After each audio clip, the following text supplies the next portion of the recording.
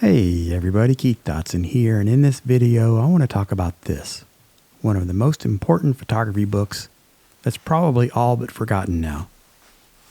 This is a book called Wilson's Photographics, or in its full title, Wilson's Photographics, a series of lessons accompanied by notes on all the processes which are needful in the art of photography. It was published in 1881, and when you look through it you can see it was designed to be a full photography education in just one book.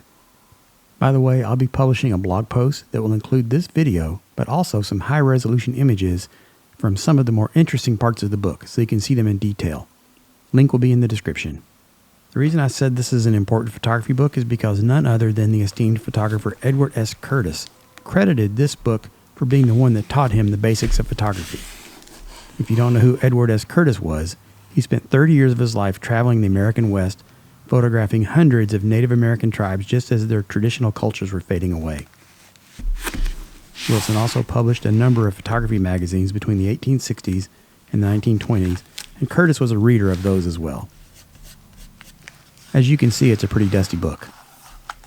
This book was once owned by a man named Frank L. Coes, C-O-E-S, I'm assuming I'm pronouncing that correctly, but he stamped his name and address all throughout.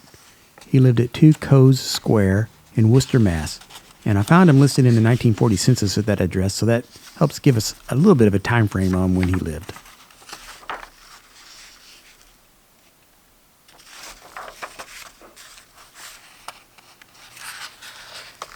And there's the author, photographer, and publisher, Edward L. Wilson.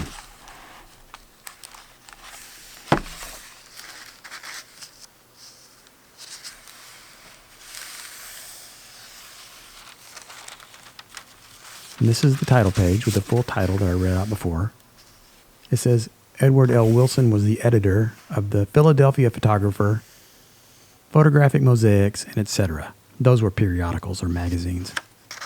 The tiny logo says, the camera is mightier than the pen or pencil. It was entered into the Library of Congress in 1881.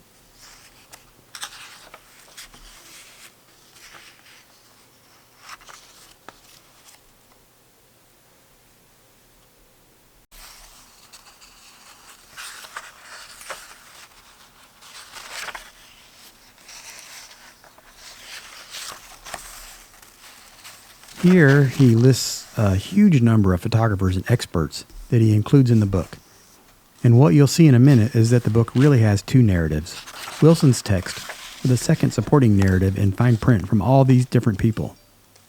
I looked through the names and I didn't really see anyone who looked familiar to me.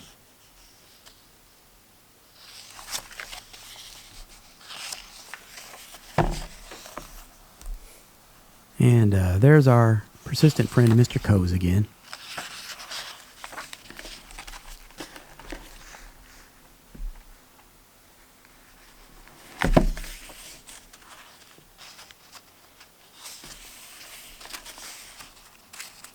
One thing I've learned from reading these old books is that I would never have been a photographer in the old days. I had to be an artist, a chemist, a mathematician, a construction worker. Every step of the process was complicated and finicky. Here you can see what I meant about the 2 narratives. On the top in the larger font is Wilson's part, and this fine print in the bottom is the advice from the experts, or as Wilson calls them, the authorities.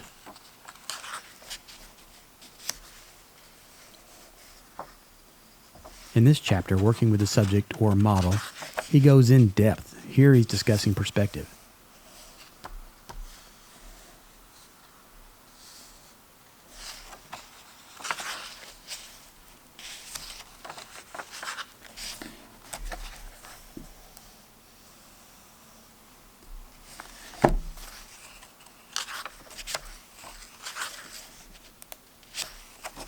Fascinates me, this book was published before they could effectively use photographs in books, so he uses engravings for his examples.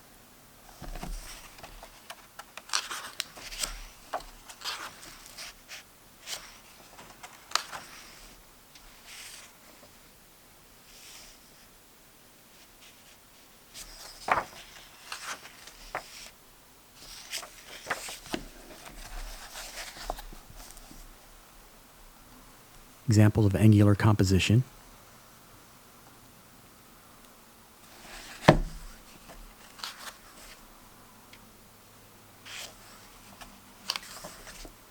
Here he references how the old masters managed composition, light, and grouping of masses using engraved reproductions.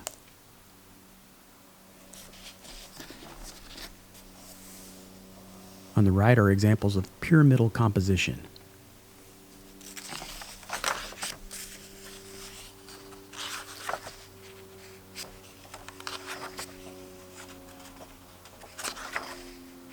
Here he uses the example of a piece of art by Flemish artist J. Vandermeer of Delft.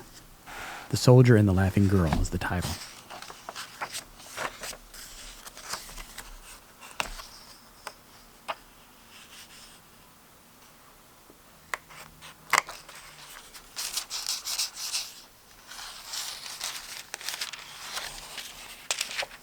These are a variety of portrait styles of a Miss Adelaide Dechon. I think it's German.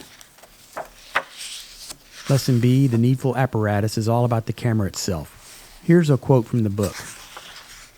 The choice of apparatus and materials with which to work should have the wisest attention in photography. If good results are to be secured, then the wherewithal to produce them of the best quality must be employed invariably. In no department of the arts or of the manufactures is this more true than photography. Therefore, the good rule, get the best, should be carefully followed in the purchase of all articles employed in its practice.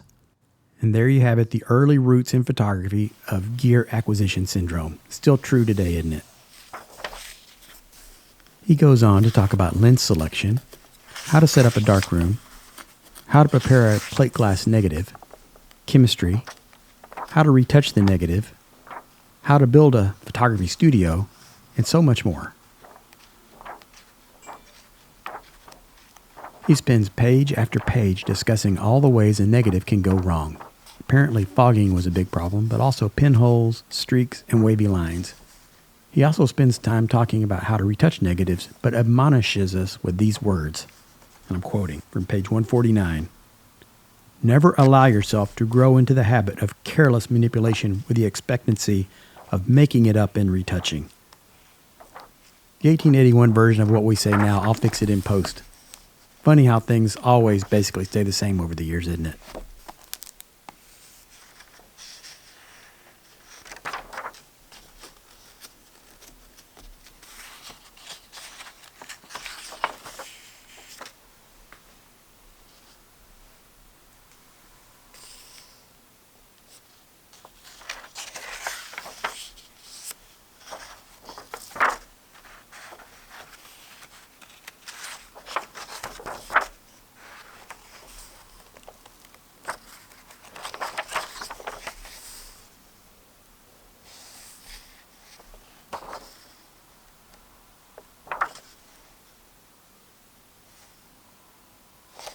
That's a box for fuming prints. Yes, using chemicals to make fumes was a big part of photography in those days. Sounds kind of scary, doesn't it?